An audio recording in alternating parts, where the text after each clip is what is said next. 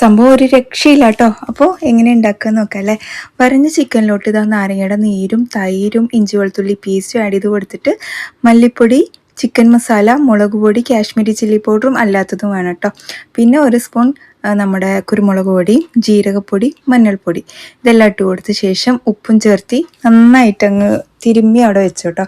കുറച്ച് കസൂരി മേത്തിയും കൂടി മേൽക്കൂടെ അങ്ങനെ ആഡ് ചെയ്ത് കൊടുക്കാം. മസാല തലേ ദിവസം കൂട്ടി വെച്ചിട്ട് പിറ്റേ ദിവസം ഉണ്ടാക്കുമ്പോൾ നല്ല സോഫ്റ്റ് വരും കേട്ടോ ചിക്കന്.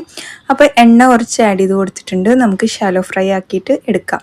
ചെറിയ തീയിൽ അങ്ങോട്ടും ഇങ്ങോട്ടൊക്കെ തിരിച്ച് മറിച്ച് വിട്ടിട്ട് ഫ്രൈ ചെയ്യാം. ഉള്ളിലൊക്കെ നല്ല സോഫ്റ്റ് ആയിട്ട് വരും. പിന്നെ ഇതാ അതിൻ്റെ സെൻറ്റർ ഭാഗത്തേക്ക് നമുക്ക് കുറച്ച് ബട്ടർ ഒന്ന് ആഡ് ചെയ്ത് കൊടുക്കാം.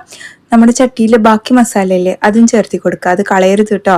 എന്നിട്ട് ഇതാ മസാലയൊക്കെ നന്നായിട്ടൊന്ന് വേവിച്ചിട്ട് എല്ലാ ചിക്കൻ്റെ മുകളിലോട്ട് ഇങ്ങനെ പുരട്ടി കൊടുത്ത ശേഷം കുറച്ച് കസൂരി മേത്തി മല്ലിയിലേക്ക് തൂവി ഇറക്കാം കേട്ടോ. നല്ല ടേസ്റ്റാണ്. പൊറോട്ട ചപ്പാത്തിക്കൊക്കെ അടിപൊളിയാണ് കേട്ടോ.